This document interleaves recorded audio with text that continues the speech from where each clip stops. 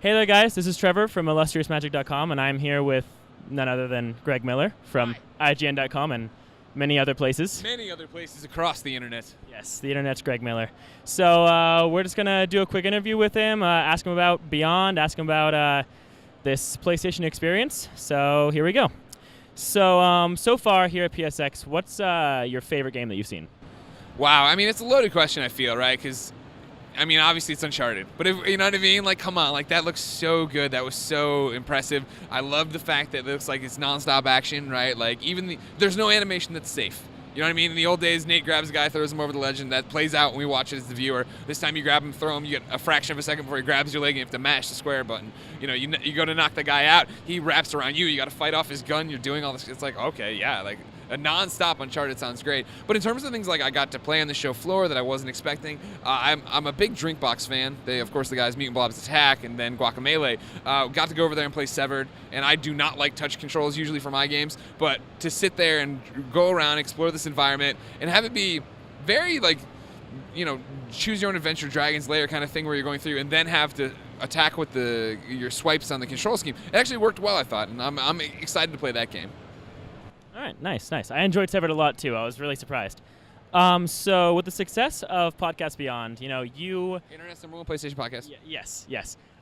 You, Colin, and now Marty. Now that he's joined the team there, you're a huge part of the PlayStation community, which you've seen by how many fans you guys have here.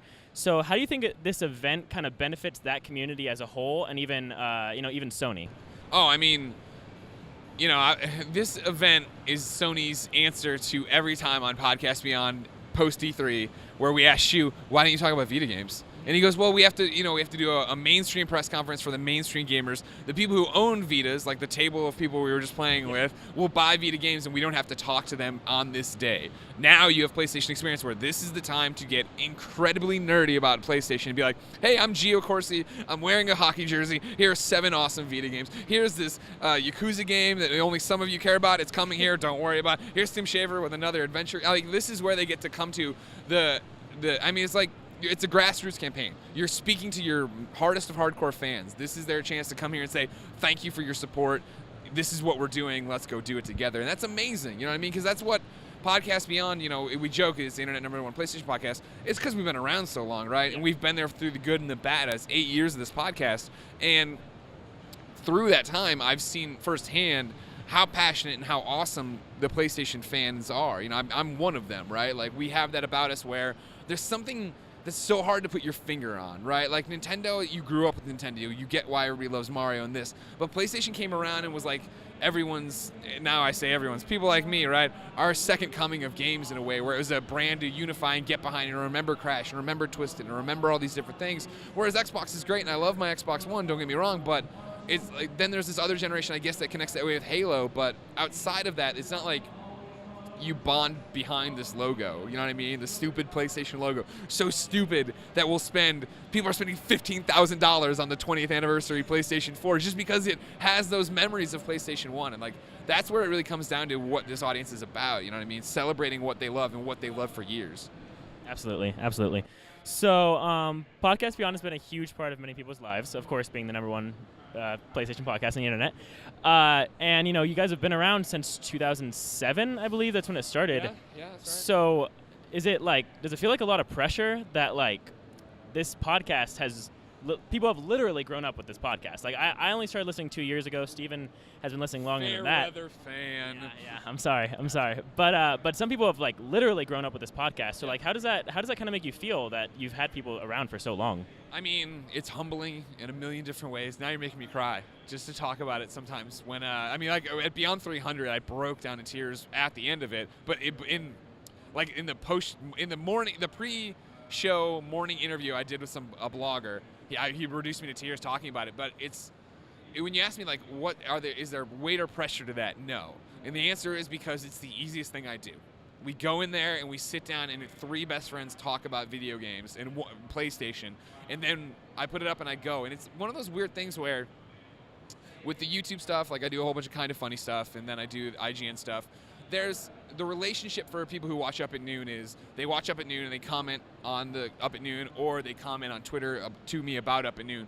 Whereas Beyond is much more solitary. Beyond is always like, if there's 3 people on the show, you're the 4th chair. And so even though we don't get to hear your side of it, you sit there and you listen to us speak in your car or while you work or while you do something else. So you don't get that feedback loop as much, right? You can, David Jaffe today, I went and saw his game, right?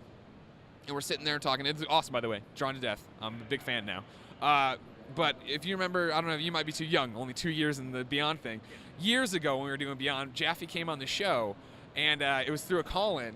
And at the end I go, all right, and everybody who comes on, we have to make them say Beyond before they go. So say Beyond. And he goes, yeah, I'm not going to do that. It's not our thing, blah, blah, blah. And today he brought that up of just the fact of like he kind of knew what Beyond was, but he wasn't listening to it. And now, something's changed in his schedule where he listens. And he's like, I listen to it every day. I giggle like a schoolgirl when you say Baker's dozen. It's like there are all these things that we put out there that we don't even know we're doing that are getting a reaction. You know what I mean? Like the Baker's dozen thing is just a fun joke for me. You know what I mean? Like the whole ever rotating 3rd chair is just us doing that thing. And so it's this bizarre, awesome, amazing relationship that, I always say, like, the reason I'm Greg Miller, as people know me now, is because of Podcast Beyond and because of the PlayStation audience on IGN, right? Like, I came in, I was a fresh-faced nobody from Missouri that nobody knew anything about, but I got there and I'm like, this has always been my dream and I'm going to live it. And I started in the PlayStation team and I went my entire career there. So people rose with me, right? Like, my successes were their successes, and we built things. And I'm the first person ever to say Beyond on episode 1 of Podcast Beyond, and, like,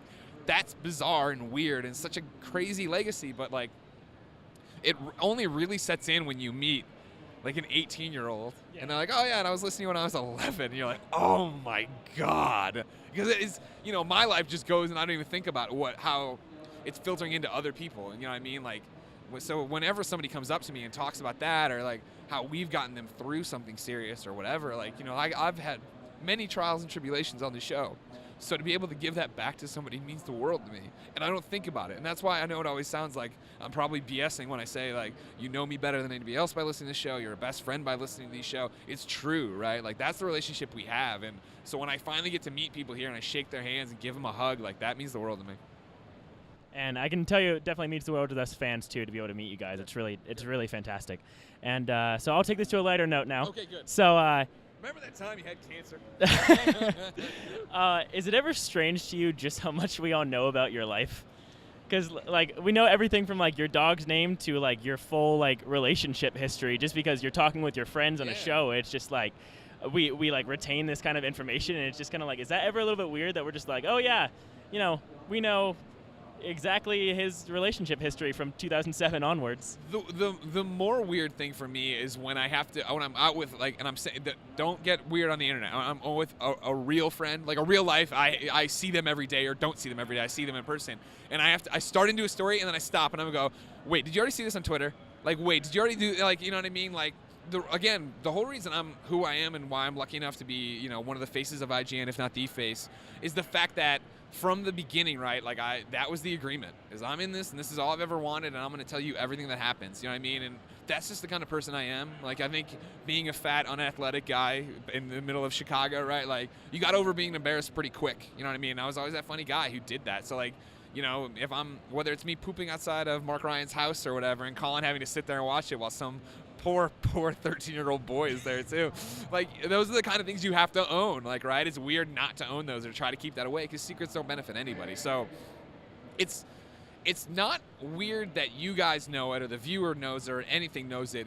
It was weird to at the keynote yesterday when they put up the Beyond image of me and Colin screaming because that's the Beyond image, and then they had the title and it was like, IGN Podcast Beyond, PlayStation Predictions and Vertillo. And I was like, God, my dog's name is on this thing with this place. Like, when a real adult corporation has to do something with it, that's when it's like, huh. And, like, when we popped up on the PlayStation Store and the IGN app is Colin and I screaming, it's like, huh, that's a weird one.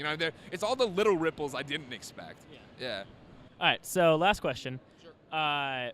Obviously, the sting of defeat is still real from that Monopoly Black Friday Championship. What's your Rocky training regimen for next year? So it'll be I'm going to play a lot of PS4 Monopoly, I think, to really get going. The thing is, like, if you watch the stream and you see how quickly it can all change. Because I lost the first 3 games, then I was able to win 2 in a row, and I still stand by that. Colin is a better Monopoly player than me. Yes. Colin understands, like he memorized, he knows the board and like rolls and placement way better than me. However, I got really bad rolls the first 2 games to start. Okay. I wasn't landing on property. I was just getting taxed. Then I kept doing that. I don't know what it was where I couldn't pass go in the second half of both those games. So I was just getting bad rolls. It is a game of luck to an extent. Like, don't get me wrong. Like, but I think the main thing is just, maybe I took him for granted. Maybe I wasn't mad. There's no sting to that defeat, really. I'm more stung that in a year I couldn't platinum Persona 4 Golden, that I just couldn't motivate myself to do it. And here we are at PlayStation Experience. Everyone's like, you got like a week left. Are you done? I'm like, no, not even close. All right. Well, thank you very much, Greg. Other than IGN and Podcast Beyond, in case anybody doesn't know for some reason, where can they find the different work that you're doing? Sure. I mean, the easiest way is kindafunny.com. That's KINDA.